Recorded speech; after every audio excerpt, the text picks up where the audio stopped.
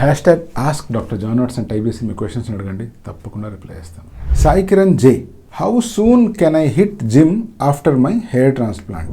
Hair transplantation మీకు జరిగిన తర్వాత జిమ్ చేయడం కానీ విపరీతమైన ఎక్సర్సైజులు చేయడం కానీ వెంటనే చేయొద్దు అని చెప్తూ ఉంటాను. సపోజ్ ఈరోజు డే 1 అనుకోండి, ఈరోజు మీకు సర్జరీ జరిగింది. అట్లీస్ట్ 5 to 10 days వరకు ఎటువంటి బరువులు కానీ లేకపోతే లగేజ్ కానీ ఎత్తొద్దు అని చెప్తాను. వస్తువులు ఏవైనా కింద పడితే కూడా ప్రత్యేకించి కిందికి వంగి మరీ తీసుకోవద్దు అని చెప్తాను. ఫోన్ చూసేటప్పుడు కూడా మీరు ఫోన్ అనేటువంటిది ఇలా కాకుండా ఇలా పైకి ఎత్తి మరీ చూడమని చెప్తాను. ఎందుకు ఇలా చెప్తాను అంటే, ఎప్పుడైతే సర్జరీ చేస్తామో సర్జరీ చేసిన వెంటనే ఈ ఏరియాలో అంతా లైట్ స్వెల్లింగ్ వచ్చే అవకాశం ఉంది. ఎప్పుడైతే మనం తలని వంచడం ట్రై చేస్తామో అప్పుడు గ్రావిటీ వల్ల ఈ ఫ్లూయిడ్ అంతా కిందికి వచ్చే ఛాన్స్ ఉంది, ఫేస్ ఉబ్బిపోయే అవకాశం కూడా ఉంది.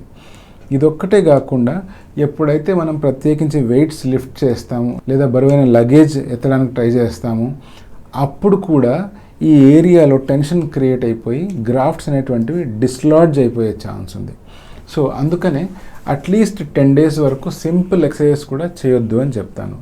ఒక 15 to 20 days దాటిపోయేసరికల్లా దాదాపుగా గ్రాఫ్ట్లన్నీ రాలిపోవడం స్టార్ట్ అయిపోతాయి. అంటే మోర్ దెన్ 70% ఆఫ్ గ్రాఫ్ట్స్ కాస్త రాలిపోతాయి, అర్లీ షెడ్డింగ్ ఫేజ్లోకి వెళ్తాయి. సో ఇటువంటి సిచ్యువేషన్ తర్వాత స్కాబ్స్ అన్నీ రాలిపోయి ఉంటాయి కాబట్టి లైట్ వాకింగ్తో స్టార్ట్ చేసి 30 days దాటే కొద్దీ మీరు జాగింగ్ వరకు వెళ్ళొచ్చు.